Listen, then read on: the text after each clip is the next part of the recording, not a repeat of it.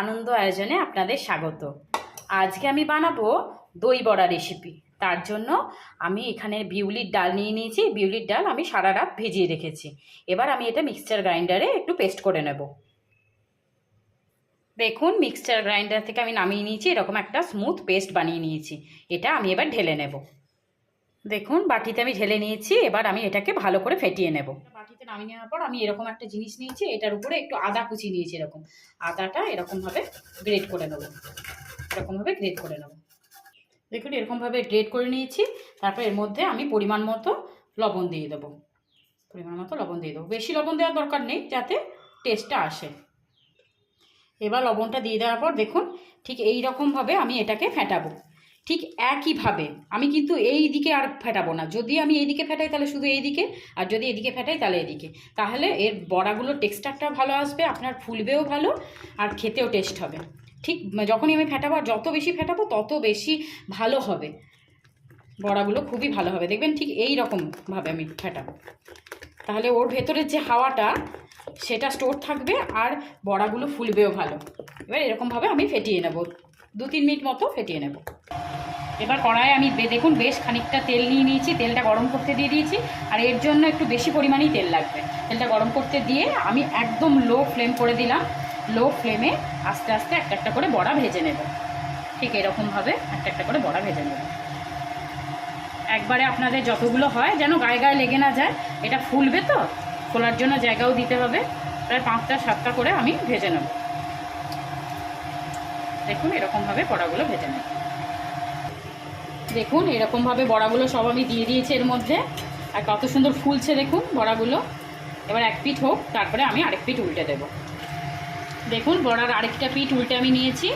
এরকম পুরো লাল লাল করবো না, এই রকম ভাজাটা ঠিক এই রকম হবে। দেখুন কালারটা এরকম হবে, আর কি ফুলে উঠেছে, কত সুন্দর দেখতে লাগছে।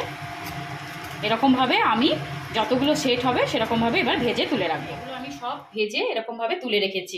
এখানে আমার প্রায় 3-4টে সেটে এগুলো সব হয়ে গেছে। এগুলো তুলে রেখেছি, তুলে এবার ঠান্ডা করে নিয়েছি। ঠান্ডা করে আমি কি করব, এবার এর মধ্যে পুরো ঠান্ডা জল ঢেলে দেব। দেখুন, এরকমভাবে পুরো যেন এইগুলো পুরো যেন চুবে যায় এর মধ্যে পুরো যেন ডুবে থাকে। এগুলো একদম পুরো ভর্তি করে দেব। এরকম একটা বড় গামলা নেবেন, তাহলে সব ছড়িয়ে থাকবে, সুবিধা হবে। এরকম বড় একটা গামলা নিয়ে এরকমভাবে জল দিয়ে আমি সব এগুলো ডুবিয়ে দিলাম। দেখুন, ডুবিয়ে দিয়েছি। আর তার আগেই দেখুন এইগুলো কত সুন্দর সফট ছিল, কত সুন্দর সফট হয়েছিল বড়াগুলো। এবার ডুবিয়ে দিয়েছি ঠান্ডা জলে। এবার এই রকম একটা থালা নিলাম। এবার এছাড়া আপনারা যে কোনো ভারী জিনিসও এর মধ্যে রাখতে পারেন। থালাটা আমি এরকম করে না, ঠিক এরকমভাবে এটার উপর প্রেশার দিয়ে, যাতে আরও এগুলো ডুবে থাকে। দেখুন, এরকমভাবে ডুবে থাকে। এরকমভাবে প্রেশার দিয়ে আমি একটা কোনো ভারী কিছু, আমার এখানে সাঁড়াশি ছিল, এই সাঁড়াশিটা চাপা দিয়ে দিলাম, যাতে ভারী কিছু দিয়ে এরকম চাপা থাকে। প্রায় 2-3 মিনিট মতো আমি এরকম চাপা দিয়ে রেখে দেবো, যাতে এইটা পুরো জলের মধ্যে ডুবে থাকে। দেখুন, পুরো জলের মধ্যে যেন চাপা থাকে এগুলো। আমি 2 মিনিট পর ফিরে এলাম। এবার দেখুন জলের মধ্যে পেয়ে কতটা ফুলে গেছে আর কত সফট হয়েছে। এবার এই পুরো জলটা যখন টেনে নিয়েছে এইগুলো বড়াগুলো, তখন আমি এবার একটু একটু করে এটা জলটা চিপে মানে একটা একটা করে তুলে রাখবো। এরকমভাবে জলটা ঠিক চিপে নেব, চিপে নিয়ে তুলে রাখবো।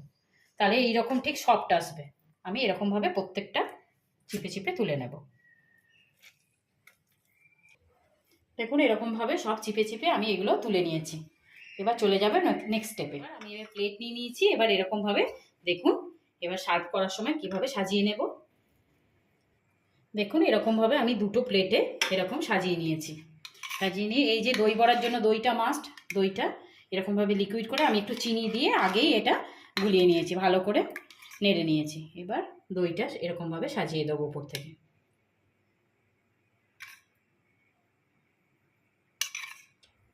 এরকমভাবে দই আমি নিয়ে নিয়েছি দেখুন 2টো প্লেটে। এবার আমি দিয়ে দেবো তেঁতুল জলটা মাস্ট, এগুলো তো দিতেই হবে আপনার। তেঁতুল জলের মধ্যে আমি একটু নুন আর সামান্য চিনি, আর আমার ভাজা মশলার গুঁড়ো ছিল, সেই ভাজা মশলার গুঁড়ো দিয়েছি এর মধ্যে। এবার আমি এর মধ্যে দিয়ে দিলাম ভাজা মশলার গুঁড়ো। এটা তো দিতেই হবে, এগুলো না দিলে একদম খেতে টেস্ট হবে না। ভাজা মশলাটা আমি সাদা জিরে আর শুকনো লঙ্কা শুকনো খোলায় ভেজে নিয়ে একটু গুঁড়ো করে রেখেছি।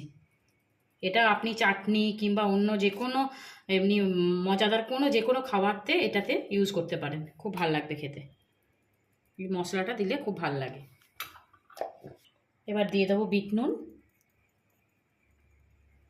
বিট নুন আপনারা কম বেশি দেবেন, যার যেরকম লাগবে। এবার ওপর থেকে ছড়িয়ে দেবো সেউ ভাজা। দেখুন দেখতে কত সুন্দর লাগছে, আর খেতে কতই না ভালো হবে। এবার দিয়ে দিলাম ধনে পাতা। ধনে পাতাটা দিলে ফ্লেভারটা আরও ভালো আসবে, খেতেও খুব ভালো লাগবে।